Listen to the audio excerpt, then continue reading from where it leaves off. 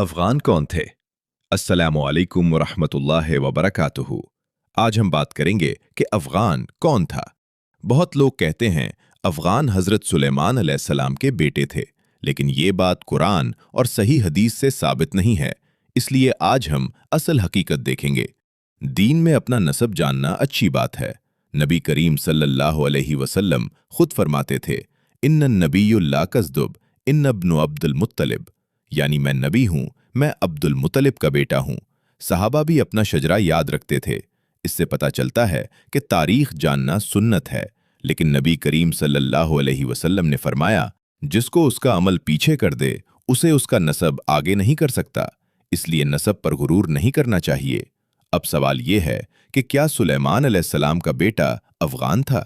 सही बुखारी में हदीस है, नबी करीम सल्लल्लाहु अलैहि वसल्लम ने फरमाया कि सुलेमान अलैहिस्सलाम ने कहा, मैं आज रात 70 बीवियों के पास जाऊंगा, हर एक से मुजाहिद बच्चा होगा। लेकिन वो इंशाअल्लाह कहना भूल गए। सिर्फ एक बीवी हामिला हुई और उसने भी नामुकम्मल बच्चा जन्ना। आप सल्लल्लाहु अलैहि वसल्लम ने फरमाया, अगर वो इंशाअल्लाह कह देते तो सबकी मुराद पूरी होती। इस हदीस से साफ है कि सुलेमान अलैहिस्सलाम का सिर्फ एक बेटा हुआ जो बचा नहीं, इसका नाम भी नहीं आया। इसलिए अफगान को इनका बेटा कहना गलत है। तो फिर अफगान कौन था? तारीख में दो रिवायतें हैं। पहली कैस अब्दुल रशीद की है। कैस बादशाह तालूत की नस्ल से थे। जब नबी करीम सल्लल्लाहु अलैहि वसल्लम मदीना आए तो कैस अपने सरदारों के साथ हाजिर हुआ। उसने इस्लाम कबूल किया। आप सल्लल्लाहु अलैहि वसल्लम खुश हुए और उसका नाम अब्दुल रशीद रखा। फिर फरमाया, अपनी कौम में इस्लाम फैलाओ। कैस वापस कोहे सुलेमान में आबाद हो गया।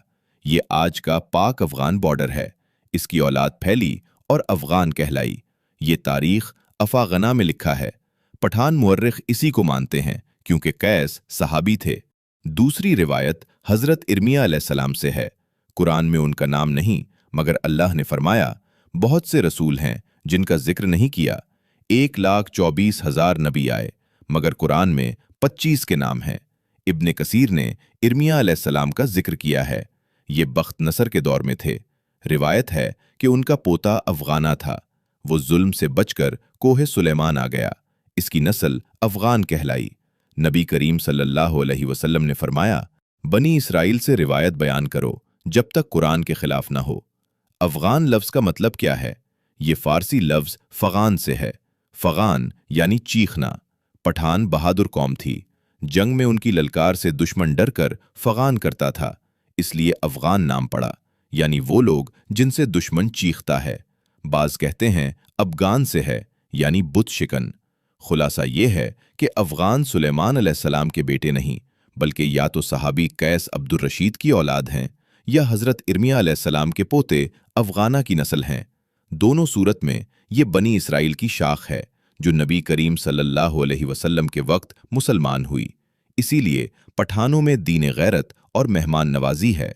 याद रखें, अल्लाह के नज़दीक इज्जत तकवा से है। कुरान में है कि सबसे इज्जत वाला वो है जो सबसे मुत्तकी है। हमें असलाफ के अच्छे काम अपनाने चाहिए।